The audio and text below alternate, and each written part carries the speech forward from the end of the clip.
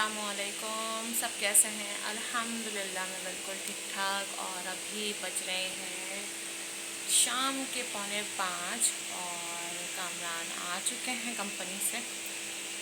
उनकी सुबह की शिफ्ट चल रही थी और अभी वो आकर नहा वहा कर वो सो गए। हमजान भी सो गए हैं, अफ़ान ट्यूशन गए हुए हैं और अभी मैं फ़्री हूँ, मुझे कोई काम नहीं है।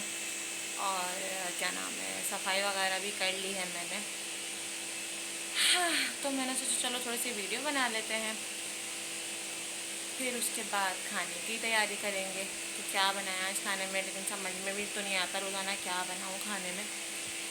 तो वो ये है कि तकरीबन 4 या 4.5 महीने बाद मैं वीडियो अपलोड कर रही हूँ, क्योंकि सबको पता है कि मेरी तबीयत ठीक नहीं है। और माशाल्लाह ताला ने मुझे बेटे से नवाजा है। मेरे माशाल्लाह 2 बेटे हैं, एक मोहम्मद अफ़ान और एक मोहम्मद हमजान। हमजान जो है वो अपने बाबा के साथ सो रहे हैं और मैं यहाँ दूसरे कमरे में हूँ, ब्लॉग बना रही हूँ। तो मैंने कहा पहले छोटे व्लॉग से स्टार्ट करती हूँ, फिर ये है कि इंशाल्लाह ताला दोबारा से कंटिन्यू एक रेगुलर व्लॉग बनाऊँगी। तो ये है कि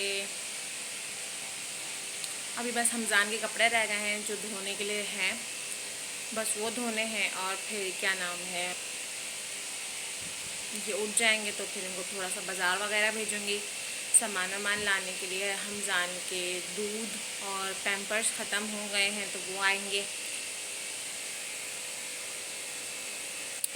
तो बस, और बाकी ये है कि अल्हम्दुलिल्लाह सब कुछ ठीक ठाक है और मैं भी ठीक हूँ। अब ये है कि जैसे ही कामरान फिर बाज़ार से होकर आएंगे तो फिर खाने वाने का करूँगी, तो वो दिखाऊंगी कि मैं आज क्या बना रही हूँ। वैसे तो मेरा इरादा है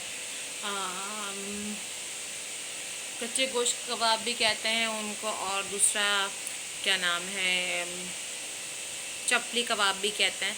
लेकिन घर में अक्सर बेशतर वो चपली कबाब जो होते हैं वो थोड़े से मोटे वगैरह हो जाते हैं साइज़ में, या उनका साइज़ बड़ा हो जाता है, तो वो चपली कबाब नहीं होते। वो बिल्कुल चपली नहीं होते, क्योंकि घर में बना ही नहीं सकते उसको चपली की तरह। ये होता है कि वो कच्चे गोश्त कबाब थोड़े से मोटे मोटे से हो जाते हैं, तो वो बनाऊंगी। या फिर दाल गोश्त बना लूँगी, अभी कुछ डिसाइड नहीं है क्योंकि अभी थोड़ा सामान नहीं है। तो अभी काम उठेंगे सोकर तो वो फिर जाएंगे तो फिर लेकर आएंगे, उसके बाद बताऊंगी क्या है। और आज काले साहब की अफ़ान की छुट्टी है, आज हफ्ता है तो वो हफ्ते इतवार उनकी छुट्टी होती है अफ़ान। और वैसे ट्यूशन की तो रेगुलर ही पूरा हफ्ता वो जा रहा होता है। तो अभी पिछले महीने पूरे ही महीने की छुट्टी करवाई हुई थी, क्योंकि बहन आई हुई थी बाहर से। तो ये है कि मोमो और हया आई हुई थी बाहर से। लेकिन ये था, ये है कि क्या नाम है, कहीं उनको आने जाने का टाइम ही नहीं मिला, क्योंकि उनके ससुराल में भी शादियां स्टार्ट थी।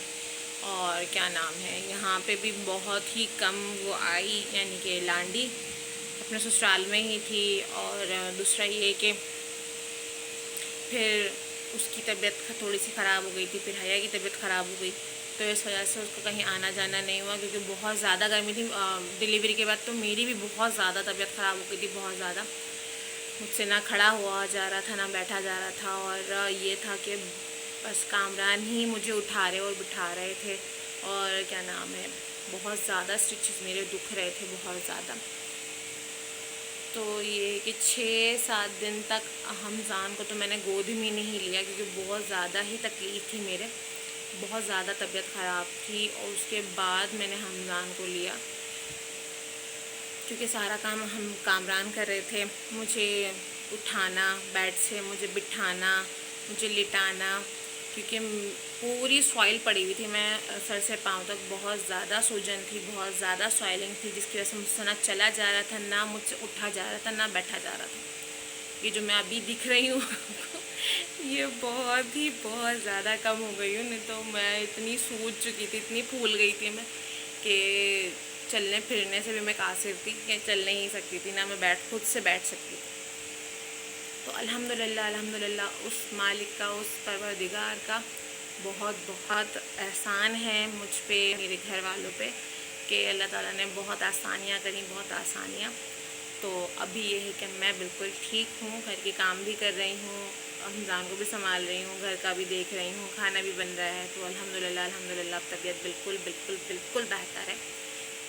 کافی ٹائم سے سوچ رہے تھے کہ چلو ولاگ اسٹارٹ کرتی ہوں، لیکن تو پھر یہ ہے کہ 1.25 مہینہ بھی میرا ہو گیا ہے تقریباً، بقرہ عید کے دوسرے دن ہو چکا تھا، اور پھر یہ تھا کہ اسی دن شاید گھر جاتے ہیں، تو اب یہ تھا کہ شام تک ہی میں گھر گئی تھی، اب کامران بھی آ گئے تھے جب تک تو گھر پہ، تو کھانا وانا کھا کر سب کرا کر پھر میں نانی کی طرف گئی تھی، سب سے ملی اور مٹھائی وغیرہ لے کر جانا ہوتا ہے تو وہ بھی لے کر گئی تھی۔ پھر تقریباً میں آ گئی تھی 12 ساڑھے 12 پہ گھر پہ آ گئی تھی، کیونکہ آپ کو لوگوں کو تو پتہ ہے کہ تہواروں کے دن پہ لائٹیں نہیں جاتی ہیں، تو سب روشنی تھی، تو پھر اس طرح سے پھر میں 12:30 بجے تک گھر آ گئی۔ پھر ہم جان تنگ کرنے لگے تھے، کیونکہ وہ شاید ان کو کپڑے چینج کرائے، ان کو فیڈ وغیرہ کرایا، ان کو فیڈر وغیرہ دی، پھر ہم عفان کو کچھ کھلایا، کیونکہ عفان کہیں بھی ہوتے ہیں تو وہ کچھ کھاتے نہیں، لیکن گھر آ کے ان کو فوراً سے بھوک لگ جاتی ہے۔ تو پھر یہ ہوا، اتنے میں حمزان کو نیند نہیں آتی رات کو، وہ جاگتا رہتا اور اس کے ساتھ میں تقریباً 4-5 بجے تک وہ جاگتے ہیں، اور پھر جا کے سو جاتے ہیں، اس ٹائم پہ پھر میں بھی سو جاتی ہوں۔ ابھی تو فی الحال وہ سو رہا ہے، اب رات کی کنڈیشن دیکھتے ہیں کیا ہوتا ہے۔ نہیں تو میں نے سوچا تھا کہ رات کو ہی ولاگ بنانا اسٹارٹ کر دیتی ہوں، کیونکہ دن میں تو میں فارغ ہی نہیں ہوں، دن میں یا تو سوؤں گی یا حمزان کو سنبھالوں گی، یہ کہ رات کو یہ کہ میں جاگ رہی ہوتی ہوں تو ولاگ اسٹارٹ کر دیتی ہوں، لیکن میں نے صحیح نہیں، ابھی میرا خود کا دماغ ہی قابل نہیں ہے اس کے کہ میں کوئی چیز کروں یا موبائل دیکھوں یا موبائل پہ ولاگ وغیرہ بناؤں، تو یہ ہے کہ تھوڑا میں اسٹیبل ہو جاؤں، طبیعت ٹھیک ہو جائے، پھر یہ ہے کہ پھر بناؤں گی۔ تو ابھی فی الحال تو یہ ہے کہ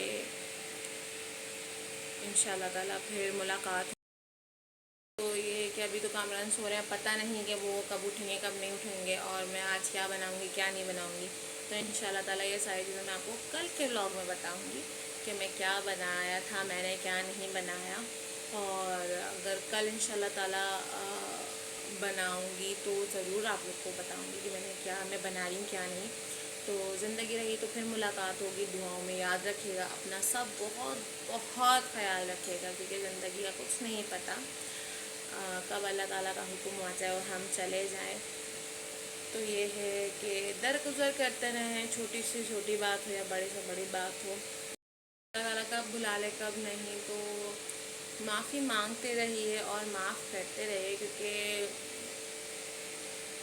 اللہ تعالیٰ کو معاف کرنے والا بہت پسند ہے۔ تو یہ ہے کہ اگر کسی کا بھی دل دکھایا ہے یا دکھ رہا ہے آپ کی وجہ سے، تو اس سے معافی مانگ لیں، وقت رہتے ہیں، تو وقت گزر گیا تو پھر تو کیونکہ اللہ تعالیٰ تو پھر معاف کر دیتے ہیں، کیونکہ وہ بندہ تو دنیا سے چلا ہی جاتا ہے۔ اکثر لوگ کہتے ہیں کہ مردے سے معافی مانگو، تو مردہ معاف نہیں کر سکتا، کیونکہ وہ اس کی جان ہی اللہ تعالیٰ کے پاس جا چکی ہوتی ہے۔